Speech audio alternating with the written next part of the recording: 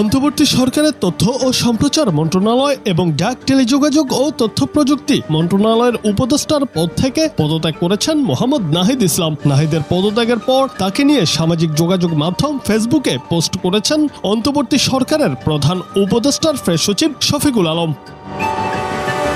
পোস্টে তিনি লিখেছেন, দেশের সাম্প্রতিক ইতিহাসের অন্যতম তীক্ষ্ণ রাজনৈতিক মন নাহিদ ইসলামের। তার বয়স মাত্র ২৬ এবং ইতোমধ্যে একজন নৃশংস স্বৈরশাসকের বিরুদ্ধে একটি জনপ্রিয় বিদ্রোহ নেতৃত্ব দিয়েছেন। তিনি দেশের রাজনীতিতে আরো কয়েক দশক বড় বৈশিষ্ট্য হয়ে থাকবেন। একদিন তিনি দেশের প্রধানমন্ত্রী হতে পারেন।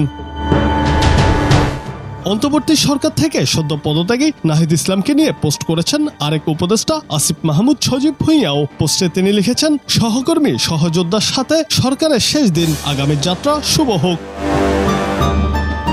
জাতীয় নাগরিক কমিটির মুখ্য সংগঠক সার্জিস আলম নাহিদ ইসলামকে ট্যাগ করে দেওয়া পোস্টে লিখেছেন, এই তুফান ভারী, দিতে হবে পাড়ি, নিতে হবে তরিপার, রাজপথে স্বাগতম সহযোদ্ধা।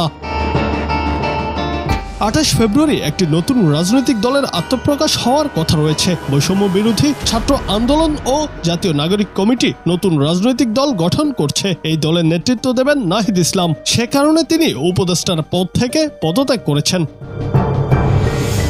মঙ্গলবার অন্তর্বর্তী সরকারের প্রধান উপদেষ্টা ডক্টর মোহাম্মদ ইউনূসের কাছে পদত্যাগপত্র দিয়েছেন তিনি। জুনায়েদ আহমেদ, বাংলা টিভি।